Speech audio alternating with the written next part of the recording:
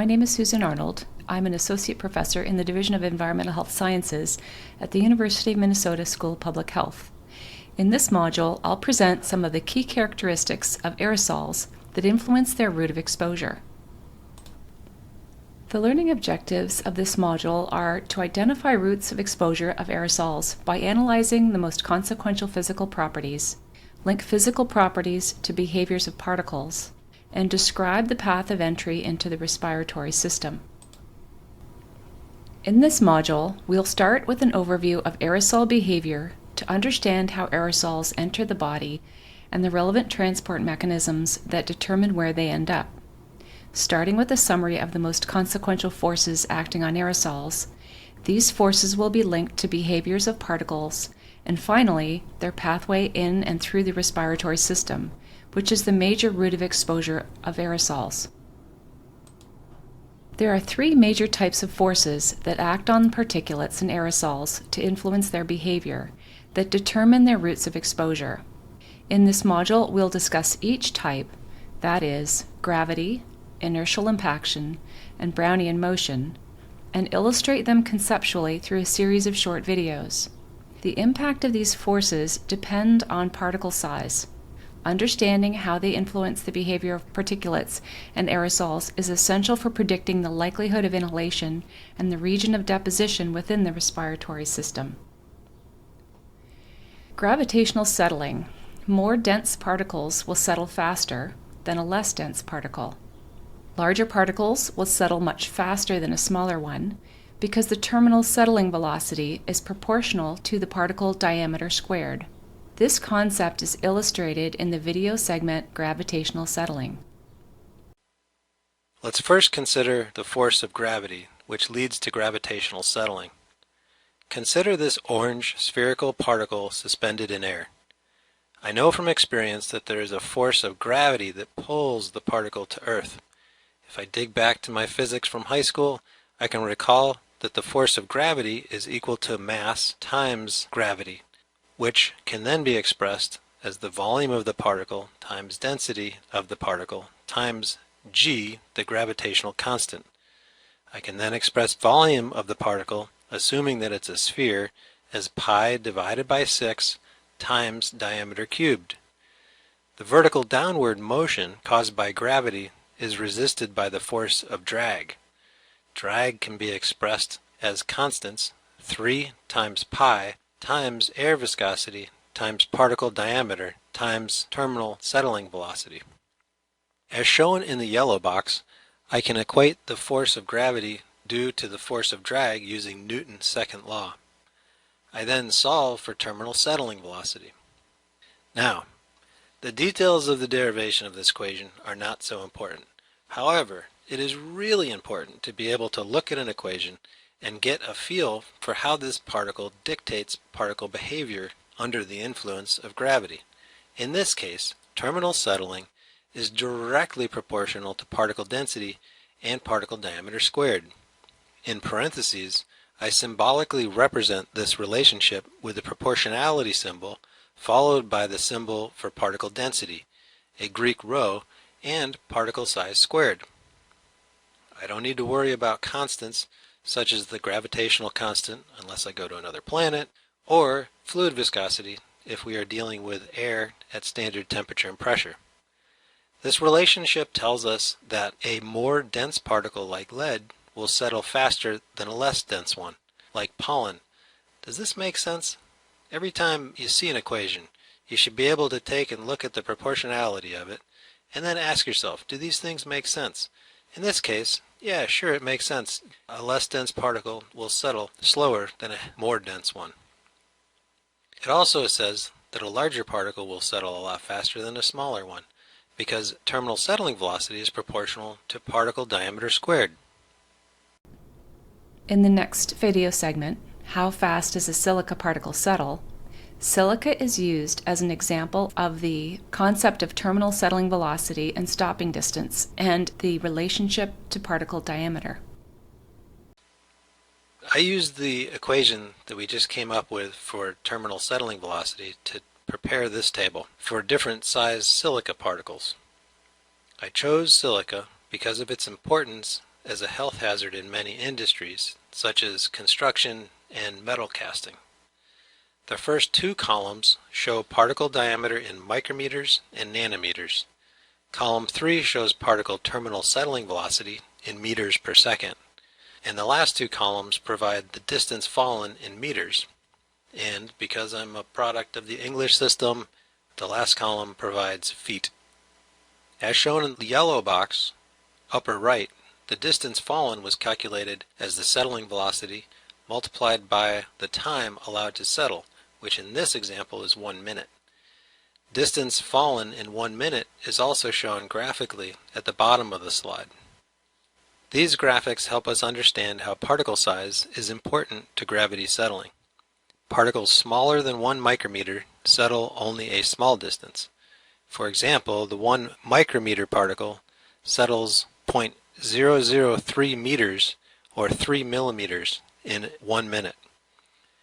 The fact that settling velocity increases with diameter squared dramatically changes how far a particle settles in 1 minute.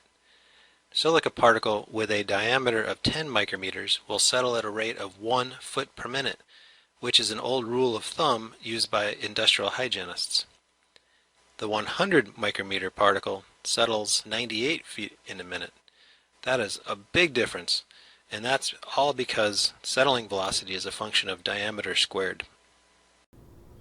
This video demonstrated the importance of particle size on gravitational settling. Key lessons from the video are that particles with diameters less than 1 micrometer will settle very slowly. Particles with diameters greater than 10 micrometers will settle much more quickly. Particles that settle very slowly remain airborne for a longer period of time and have a higher probability of being inhaled. Inertial forces cause impaction and are dependent on particle size. When an aerosol abruptly changes direction because of an obstacle in its path, particles, due to inertia, may deviate from that path, impacting on the obstacle.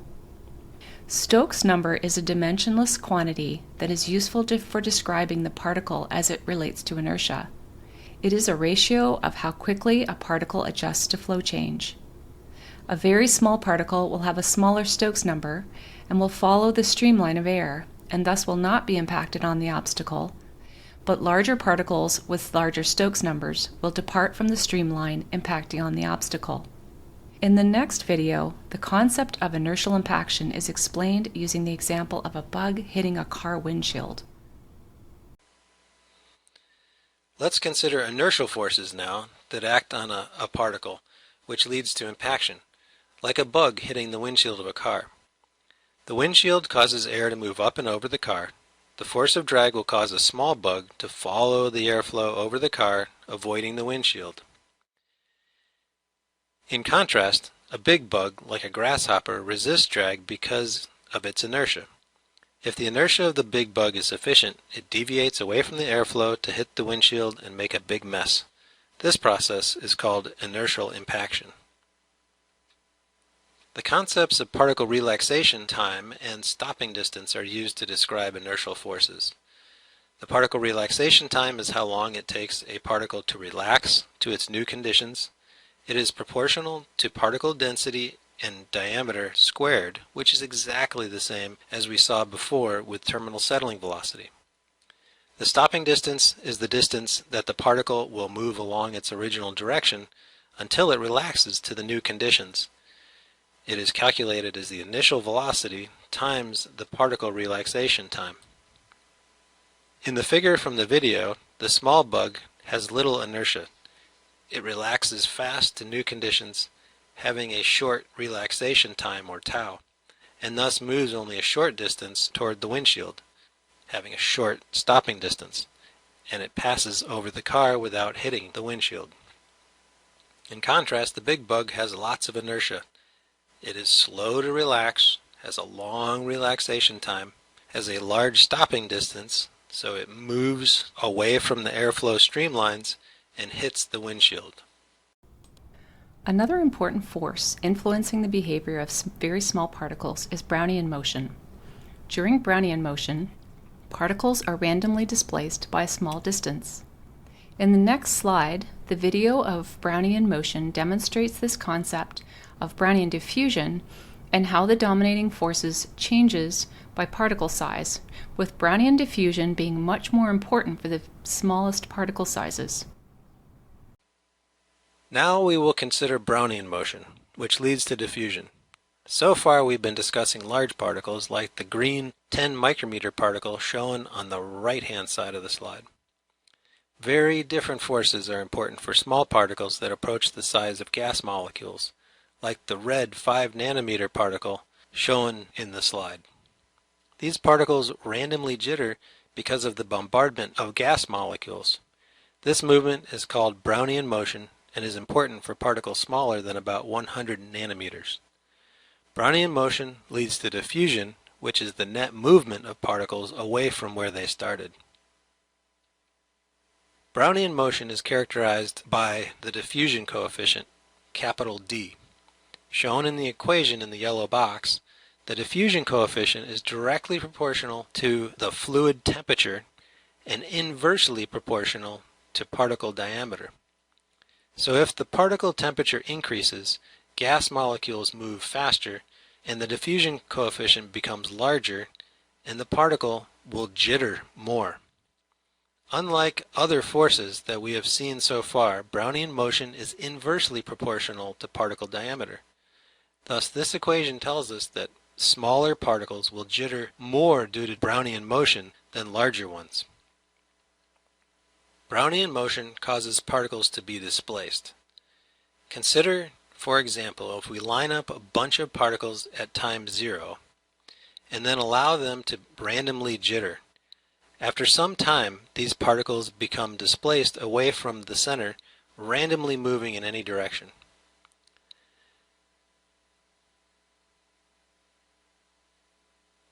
The net displacement can be expressed as the root mean square displacement, which is simply the square root of 2 times the diffusion coefficient times time.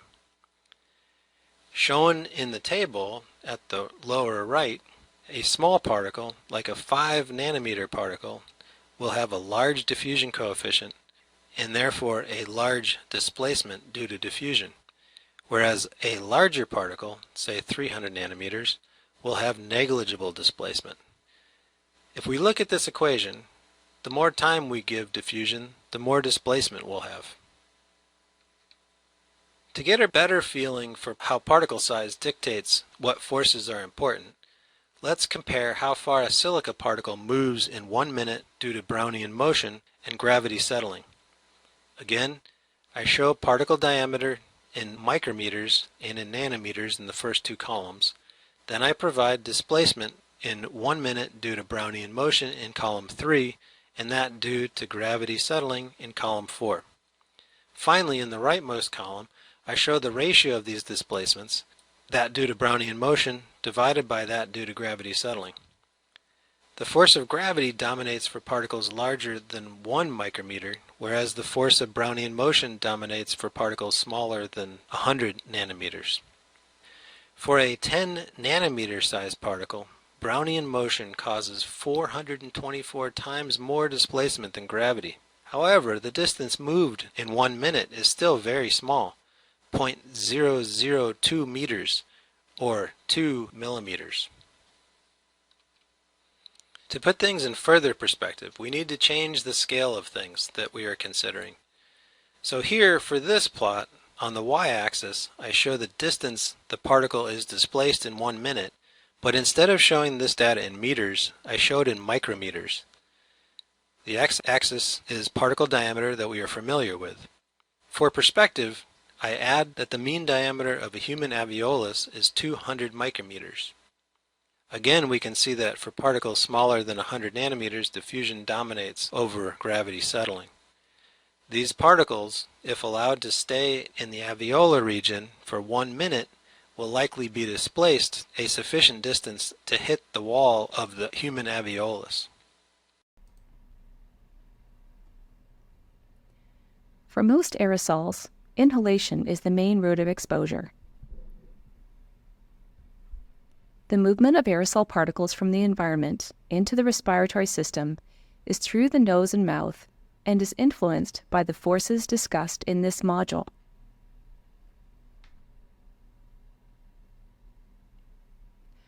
A typical healthy adult breathes 10 to 20 cubic meters of air each day. The volume of air carried in and out, known as the tidal volume, is approximately 0.7 liters at rest and increases to about 2 liters during heavy exertion. The breathing rate, approximately 10 breaths per minute at rest, increases with exertion to about 30 breaths per minute.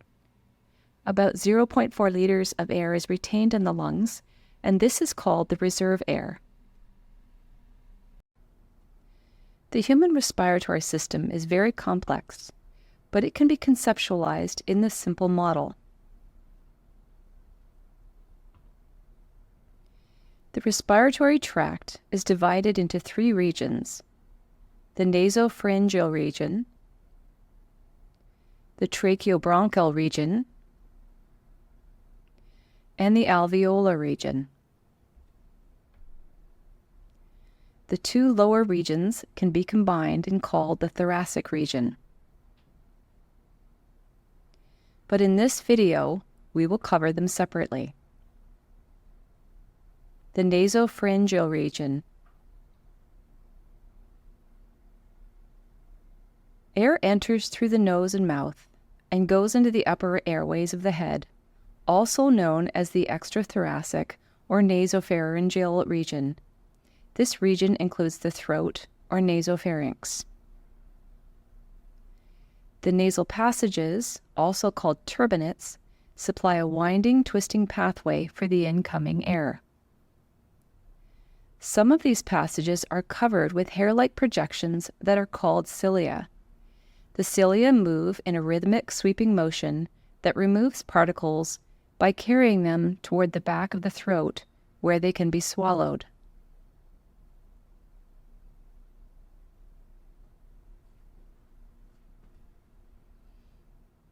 The tracheobronchial region sits below the larynx.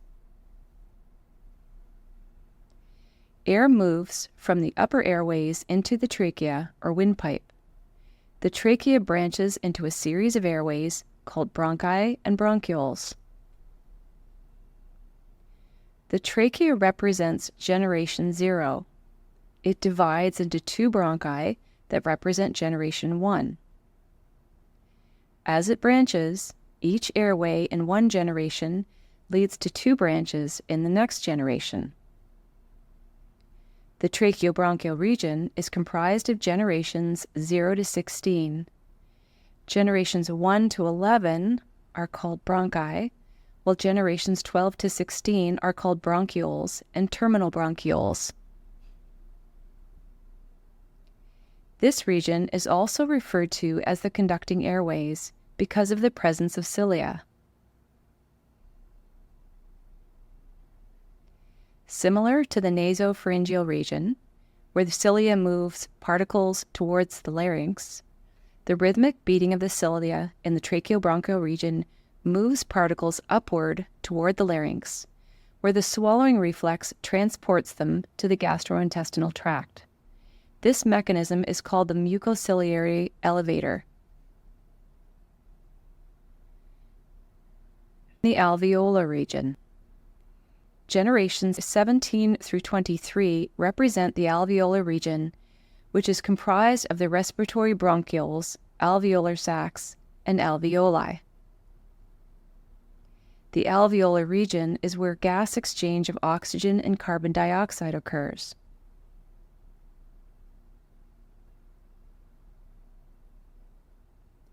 There are no cilia here, but alveolar macrophages patrol the internal surfaces of the alveoli, looking for foreign objects, including aerosol particles that have been deposited on the surfaces. The macrophages engulf these particles and remove them via the mucociliary elevator.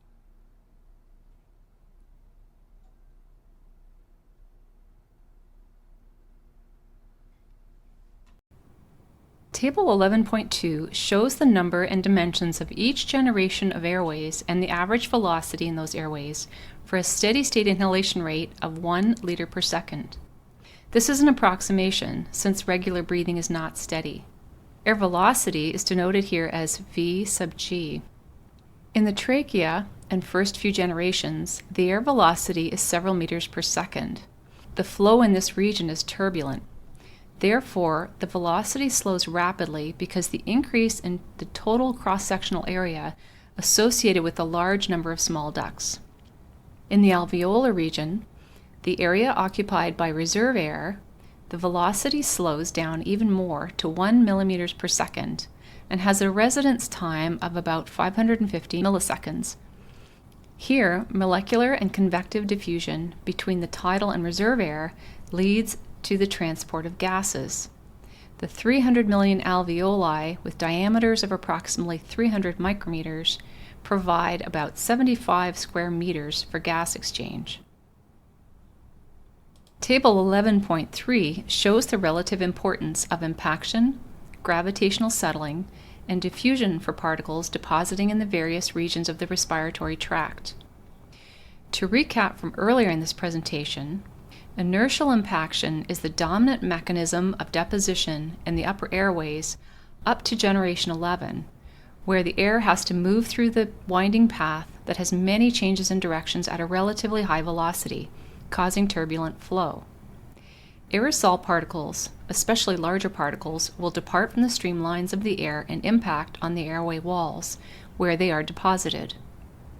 In Table 11.3, the ratio of particle stopping distance to the airway diameter represents the probability of deposition by inertial impaction.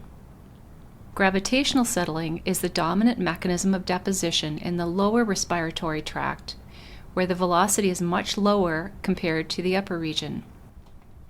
The lower velocity increases the residence time of the particles, allowing sufficient time for particles to settle due to gravity. The effect is greater for larger particles that have larger settling velocities. The probability of gravitational settling is measured as the ratio of particle settling distance to airway diameter. This is provided in Table 11.3. Diffusion is the most important mechanism of deposition for small particles. The longer residence times lead to a greater probability that they will be deposited by diffusional deposition. The ratio of the root mean square displacement, denoted as RMS-distance in Table 11.3, to the airway diameter provides a measure of the probability of deposition by this mechanism. Inhaled particles penetrate and deposit in different regions of the respiratory tract with varying degrees of efficiency.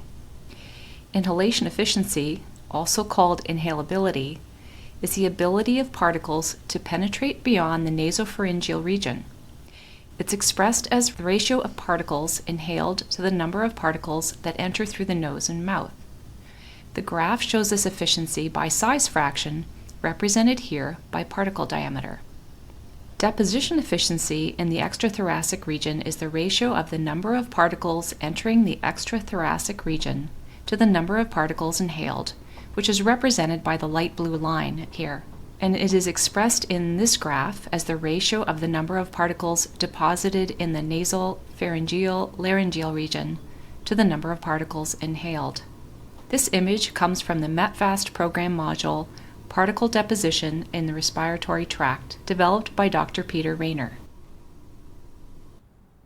In this module, the major forces acting on aerosols were presented, and the connection between these forces, particle size and density, and the respiratory system, the main route of exposure for most aerosols, were discussed. Portions of this lesson were created using materials from the Midwest Emerging Technologies Public Health and Safety Training, or METFAST program, a multi-institutional education program that develops and disseminates web-based modules to educate and train a variety of learners about health and safety issues associated with emerging technologies. This lesson has been created by the Interdisciplinary Training, Education, and Research Activities for Assessing and Controlling Contaminants from Emerging Technologies program, a collaboration of the University of Minnesota School of Public Health, the University of Iowa College of Public Health, and the University of California, Los Angeles Fielding School of Public Health. Funding for InTERACCT is provided by the National Institute of Environmental Health Sciences of the National Institutes of Health. The content of this lesson is the sole responsibility of the developers and does not necessarily represent the official views of the National Institutes of Health.